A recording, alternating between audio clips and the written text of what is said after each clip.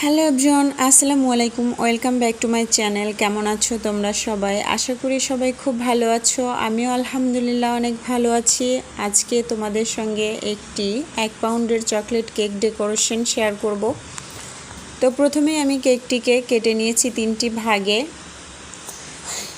তারপরে আমি একটি সাইডে রেখে তারপরে আমি একটি কেক মোল্ড নিয়েছি। কেক মোল্ডে দিয়ে দিচ্ছি একটু অল্প ক্রিম দিয়ে সেট করে নিচ্ছি। তারপরে দিয়ে দিচ্ছি সুগার সিরাপ। এভাবে সুগার সিরাপটা দিয়ে তারপরে আমি দিব প্রথম লেয়ারে চকলেট ক্রিম। এভাবে চকলেট ক্রিম দিয়ে তারপরে আমি দ্বিতীয় লেয়ারে দেব। এই যে দ্বিতীয় লেয়ারটি দিয়ে তারপরে আবারও আমি সুগার সিরাপ দিয়ে দিব। দিয়ে তারপরে আমি দিয়ে দিব ক্রিম। এভাবে পর্যায়ক্রমে আমি 3টি লেয়ারই ক্রিম করে নেব। এভাবে ক্রিম দিয়ে তারপরে আমি এখানে দ্বিতীয় লেয়ারটিতে দিয়ে দিয়েছি কিছু হোয়াইট চকলেট আর চকলেট আমি এখানে গ্রেট করে নিয়েছি। নিয়ে তারপরে দিয়ে দিয়েছি। দিয়ে আমি এবার লাস্ট লেয়ারটি দিয়ে সুগার সিরাপ দিয়ে দিচ্ছি। দিয়ে আমি দিয়ে দিচ্ছি চকলেট ক্রিম। দিয়ে আমি এটাকে একটু কোটিং করে রাখবো। আমি ফ্রিজে প্রায় 20 মিনিট রেখে দিয়েছিলাম। আসলে ক্রাম কোটিং যদি না করে তাহলে কেকের ফিনিশিংটা খুব একটা ভালো আসে না। আপনারা যারা নতুন কেক শিখছেন, কেক বানানো, তাদের জন্য বলছি কখনোই ক্রাম কোটিং করে ফ্রিজে না রেখে ফাইনাল ডেকোরেশনে যাবেন না। তার কারণ ক্রাম কোটিং করে যদি না রাখা হয় ফ্রিজে তাহলে ফিনিশিংটা একদমই সুন্দর আসে না।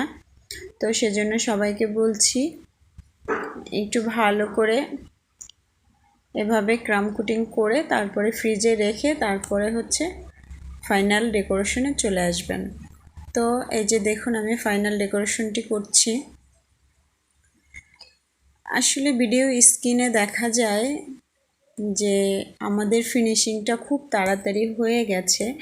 মোটেই না, ফিনিশিং আনার জন্য খুব স্লোভাবে ধীরে ধীরে কাজ করে তারপরে ফিনিশিংটা নিয়ে আসতে হয়।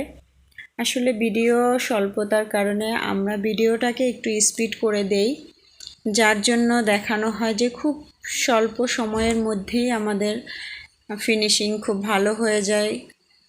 তো আসলে মোটেও না, একটু সময় লাগে ফিনিশিং আনার জন্য। আর যারা নতুন তারা আরও ধীরে ধীরে ফিনিশিং আনার চেষ্টা করবেন। আস্তে আস্তে করতে করতে হয়ে যাবে। এ পর্যায়ে আমি দিচ্ছি চকলেট গানাশ।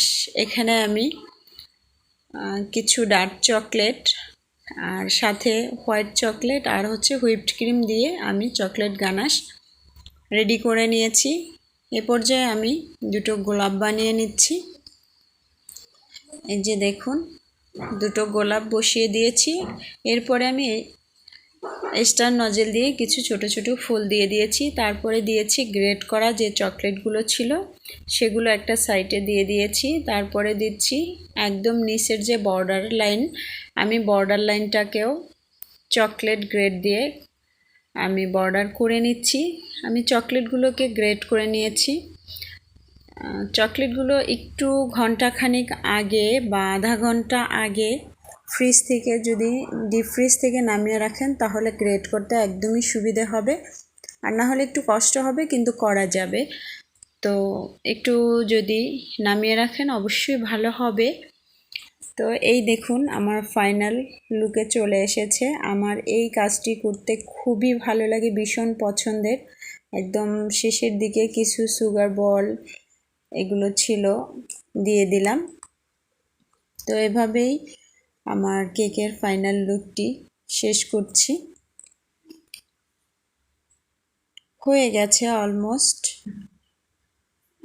একদম নিচের দিকে কিছু স্টার সুগার এগুলো আমি দিয়ে দিয়েছিলাম। এগুলো কিন্তু কিনতে পাওয়া যায় বাজারে, যে কোনো কেকের দোকানে আপনারা এগুলো খোঁজ করলেই পেয়ে যাবেন। এই যে দেখুন ফাইনাল লুক, আমার কেকটি হয়ে গেছে।